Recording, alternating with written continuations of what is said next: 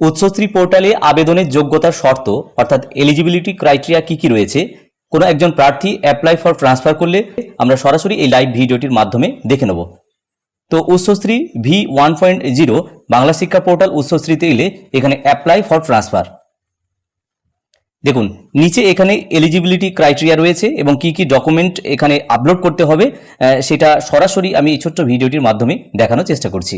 তো প্রথমেই বলা হচ্ছে আবেদনকারীকে কনফার্মড এমপ্লয়ি হতে হবে এবং বর্তমান বিদ্যালয়ে বর্তমান পদে কমপক্ষে 5 বছর কর্মরত থাকতে হবে। আবেদনকারীর বয়স 59 বছরের মধ্যে হতে হবে।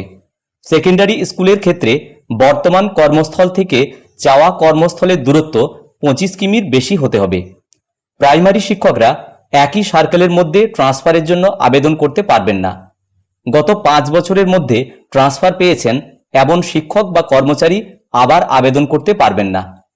কেউ যদি ট্রান্সফারের আদেশ প্রত্যাখ্যান করেন অর্থাৎ রিভিউজ করে থাকেন তবে 7 বছর পূর্ণ না হওয়া পর্যন্ত পুনরায় আবেদন করতে পারবেন না।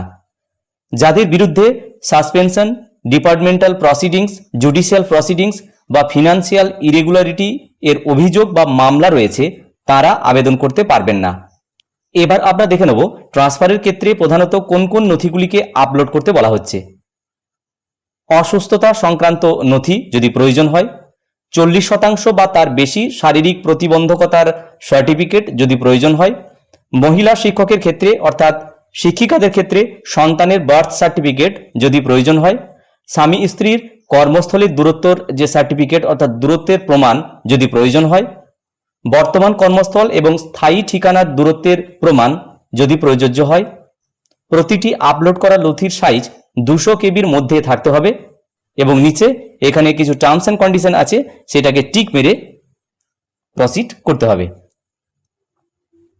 দেখুন টিচার্স লগইন, এবার এখানে যে যে অপশনগুলো রয়েছে এগুলিকে পরপর ফিল আপ করে যেতে হবে। OSMS type primary secondary, select subdivision, এখানে যে কোনো একটি সাবডিভিশন যেটা প্রযোজ্য দেওয়া হলো। ISMS কোড এখানে দিতে হবে, নিচে প্যান নম্বর এবং এন্টার ক্যাপচা দেওয়ার পর লগইন করতে হবে।